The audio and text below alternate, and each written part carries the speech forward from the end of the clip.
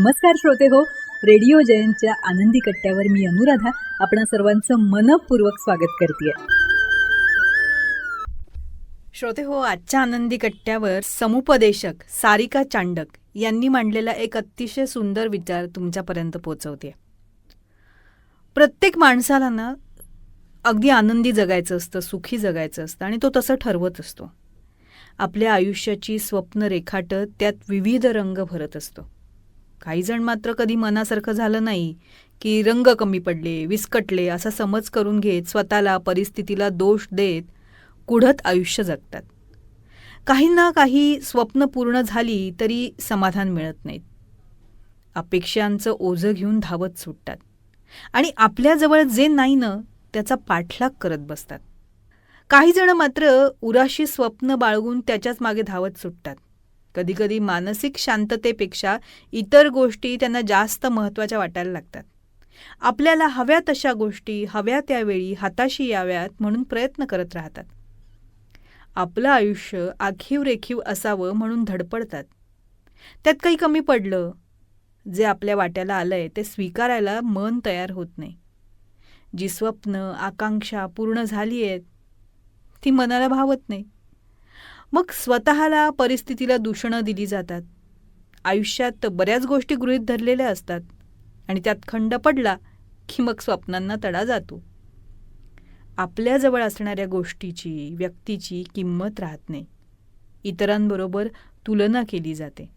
आपलं आयुष्यच निरर्थक आहे, वाया गेलेलं आहे आणि मी कसं कमनशिबी आहे असं म्हणून स्वतःला त्रास करून घेतला जातो.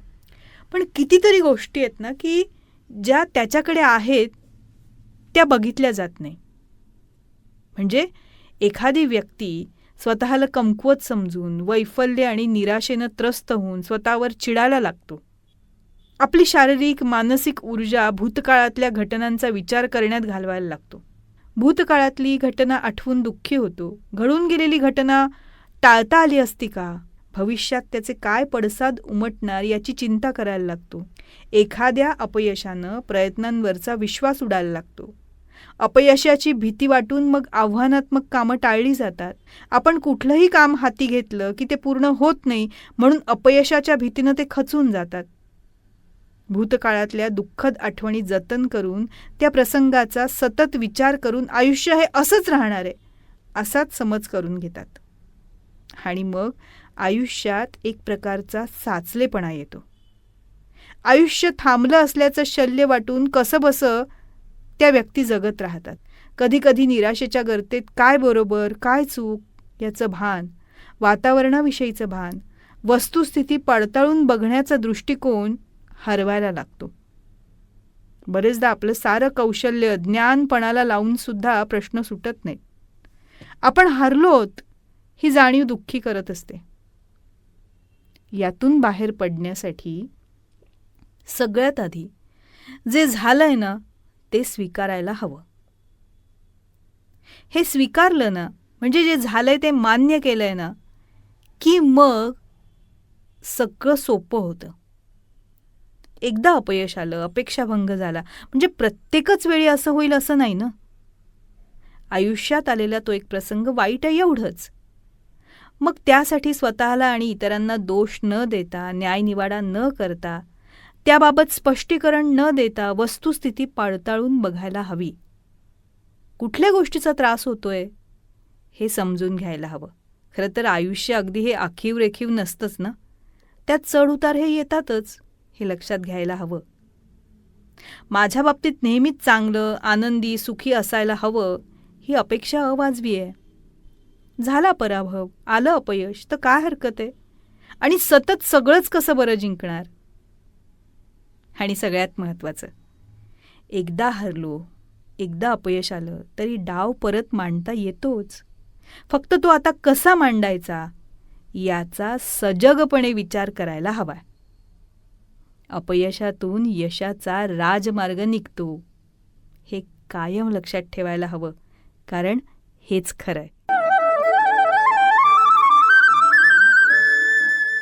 तर श्रोते हो, आजचा हा विचार तुम्हाला कसा वाटला याविषयी आम्हाला आपल्या प्रतिक्रिया जरूर कळवा. त्याचबरोबर रेडिओ जयंतनं चतुरस्त्र हा पॉडकास्ट सुरू केलेला आहे आणि या पॉडकास्टमध्ये प्राध्यापक, लेखक, कवी, नाटककार श्री रमेश कोटस्थाने यांच्याशी साधलेला दिलखुलास संवाद आपण बघणार आहात. या संवादाचे दोन्ही भाग आपण आपल्या चॅनलवर अपलोड केलेले आहेत, तेव्हा हे दोन्ही भाग जरूर बघा. ते तुम्हाला कसे वाटले याविषयीच्या प्रतिक्रिया नक्कीच आमच्या कमेंट बॉक्समध्ये लिहा. त्याचबरोबर श्री रमेश कोटस्थाने लिखित खुळा पाऊस या पुस्तकाचं अभिवाचन आपल्याला रेडिओ जयंतवर ऐकायला तर मिळेलच, पण त्याबरोबरच पूज्य साने गुरुजी लिखित श्यामची आई, पद्मविभूषण बाबासाहेब पुरंदरे लिखित राजा शिवछत्रपती या पुस्तकाचे दोन्हीही खंड, प्राध्यापक यशवंत पाठक लिखित मातीचं देणं, डॉक्टर शुभा साठे लिखित त्या तिघी, नर्मदा परिक्रमेच्या स्वानुभवांवर आधारित प्रभू पाठक लिखित बिल्वपत्र या दर्जेदार पुस्तकांचं अभिवाचनही आपण जरूर ऐका. आणि ते आपल्याला कसं वाटलं याविषयीच्या आपल्या प्रतिक्रिया आमच्या कमेंट बॉक्समध्ये नक्की लिहा. आणि हो, रेडिओ जयंत हे यूट्यूब चॅनल लाईक करा, शेअर करा आणि सबस्क्राईब करा. याचं सबस्क्रिप्शन फ्री आहे.